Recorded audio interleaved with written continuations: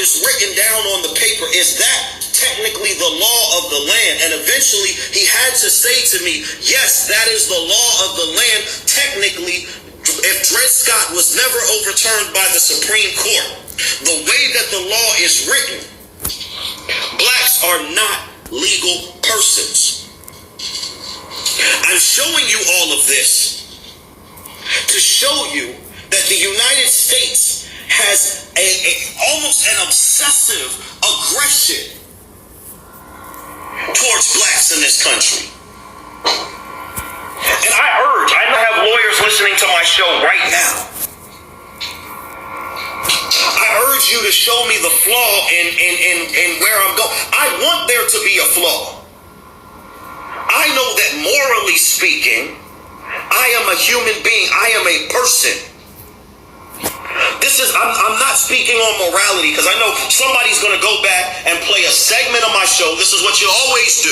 You play a segment of my show and then make a claim that I'm saying something without playing the whole show. So I want to be clear on this. I'm not saying that blacks aren't people. What I'm saying is that the law is messed up. And what they did was they circumvented through legal trickery. They circumvented ever declaring blacks citizens of this country.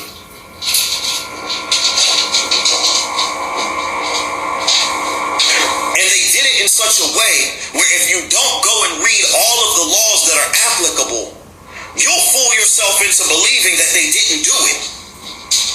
And if you believe for one moment that the United States Congress, you gotta understand, I know this was written, in 1789 and 1889 and all of that. And we like to think of them as being more primitive than us. But let me tell you something, congressmen and senators back then, just like they do now, before they write a bill, shout out to my man Kenny Daniel from Africa. He's on the line right now. I'm going to tell you guys a little bit about the project that we're working on in just a moment. But getting back to what I was saying, if you believe that for one moment that the senators and congressmen didn't have a team of lawyers reviewing the bills that they wrote back then, you're crazy. They had the same staffing that they have today. So when those senators wrote, and when those congressmen wrote and ratified the 13th and 14th Amendment to the Constitution, you better believe that those loopholes were programmed in there on purpose.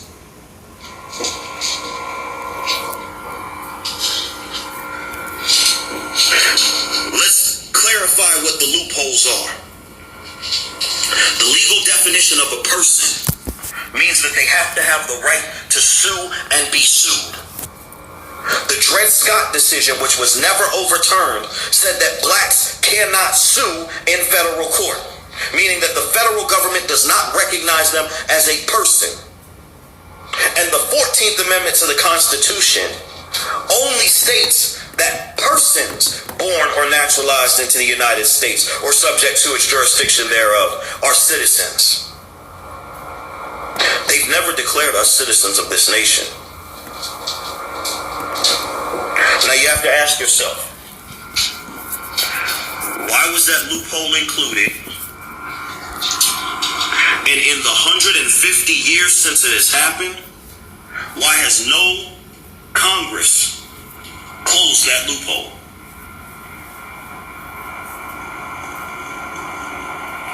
This is not a conspiracy theory, ladies and gentlemen, and I see the messages coming through right now talking about conspiracy theory, and you're going off on a tangent. All I did was read you the law. I'm reading you what's written in the United States Constitution. You're only calling it a conspiracy theory because you've never read the Constitution. I'm reading you the Constitution. You're telling me I'm coming up with a conspiracy theory.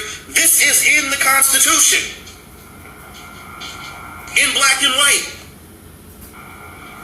Now, before I take you guys to a musical break, I want to tell you guys once again about this new project that I'm working on.